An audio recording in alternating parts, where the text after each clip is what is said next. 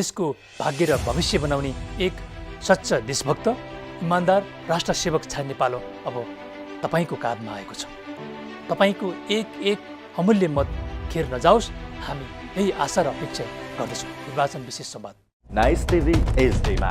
चन्द्र सूर्य शिरको झण्डा थामिहेर छामिहेर लुकेको छ सगरमाथा, होइन भने मान्छे तिमी केरिहेर फेरिहेर मेटिँदैन इतिहासको गाथा।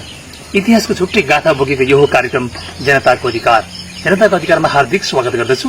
म कार्यक्रम प्रस्तुता दीपक लामा। यति बेला सिङ्गो राष्ट्र नै स्थानीय तहको निर्वाचन के हुँदैछ त भन्नेतर्फ केन्द्रित छ।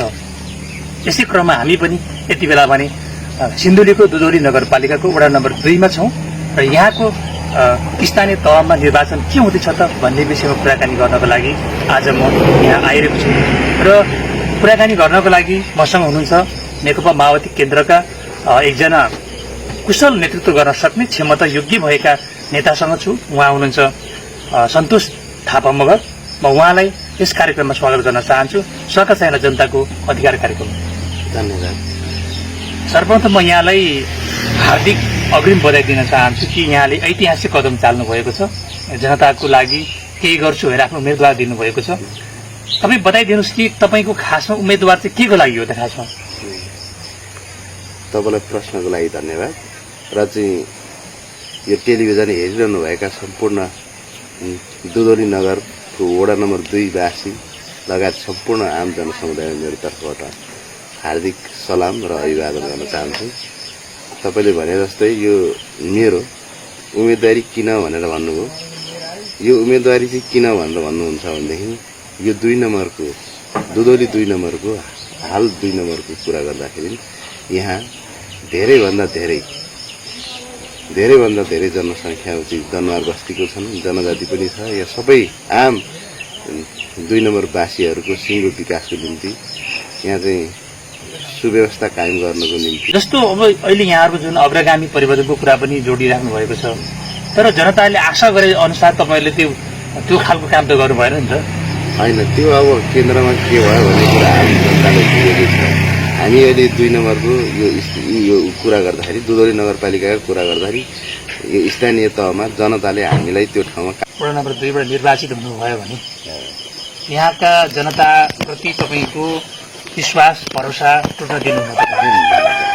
यो दिँदैन। यो कदापि कसैले पनि 5 वर्षको निम्ति तपाईँ यहाँ कार्यालयमा बसेर हाम्रो सेवा गर भनेर चाहिँ अनुमति दिएर चाहिँ पठाउनु यदि हुन्छ भनेदेखि मसित ढुक्क भएर आश भरोसा सबै कुरा लिनु भए हुन्छ। यसमा कुनै छैन। तपाईँको यो घोषणा पत्र र प्रतिबद्धता घर घरमा यो घोषणा पत्र पुगेको छ। यो घोषणा पत्रमा मैले नगरबाट पनि बजेट ल्याएर अथवा प्रदेशबाट अथवा केन्द्रबाट बजेट ल्याएर गर्ने योजना राखेको छैन। वडाकै बजेटले वडाकै चाहिँ योजनाले चाहिँ सम्भव हुने कुराहरू मात्रै राखेको छु। तपाईँ यो भन्दै गर्दाखेरि यहाँको भौगोलिक विकटतामा अलिकति विकास निर्माणको लागि त अलिक चुनौती देखिएको छ। खासमा सपनै रहन्छ कि सपनामै रहँदै रहन्छ र सपना साकार हुन्छ। असम्भव भन्ने कुरा केही छैन। यदि सम्भव नभएको भएदेखि त्यो दूर दराजमा बस्ती गाउँ बस्ती नै हुँदैन। त्यहाँ सम्भव छ र त्यहाँ गाउँ बस्ती बसेको छ। शङ्का गर्ने ठाउँ छैन। हवस् त, तपाईँको सपना पुरा होस्, तपाईँको असम्भवलाई सम्भव बनाउने क्षमता रहोस्। र मैले कार्यक्रममा यहाँलाई भन्न छुट्याएको होला, यहाँलाई 2 नम्बर वासीलाई भन्नै पर्ने यहाँको मनमा लागेको कुरा छ भने भन्न सक्नुहुन्छ? हेर्नुहोस्, तपाईँले यो संयोग पनि मिल्यो। चुनावभन्दा अगाडि तपाईँहरू मेरो संवाद हुनु पर्यो होइन, संवाद हुनु पुग्यो। यसमा चाहिँ मेरो अनुरोध के पनि छ, के चाहिँ रह्यो भनेदेखि हाम्रो यो दुधौलीको 2 नम्बर वडावासी दाजुभाइ दिदीबहिनी आमा बुवालाई मेरो विनम्र अनुरोध, आउँदै गरेको वैशाख 30 गतेको निर्वाचनमा हामी हुनेछौँ। यो एउटा उत्साहका साथ तपाईँहरू सहभागी भएर नेकपा माओवादी केन्द्रको उम्मेदवारमा सन्तोष कुमार थापालाई तपाईँहरूले एकचोटि सेवा गर्ने मौका दिनुहोस् भनेर पनि भन्न चाहन्छु। Thank you so much. यहाँको आफ्नो कार्य व्यस्तताको बावजुद पनि हामीलाई समय दिनुभयो। आदरणीय दर्शकहरू, यति बेला भने स्थानीय तहको निर्वाचनको यो अन्तिम सङ्घारमा पनि छ र यति बेला भने हामीले दुधौली नगरपालिकाका वडा नम्बर 2 का एकदम युवा कुशल नेतृत्व गर्न सक्ने क्षमता भएका माओवादी केन्द्रका एकजना नेता सन्तोष थापासँग कुराकानी गऱ्यौँ र यहाँहरूले पक्कै पनि अत्यधिक बहुमतले भारी मतले विजय गराउनु हुनेछ र यहाँको माल्य अर्पणको हामी प्रतीक्षामा छौँ। सँग फेरि अन्तर्वार्ता लिन पाऊँ भन्ने खालको अपेक्षा राख्दै कार्यक्रमबाट बिदा चाहन्छौँ।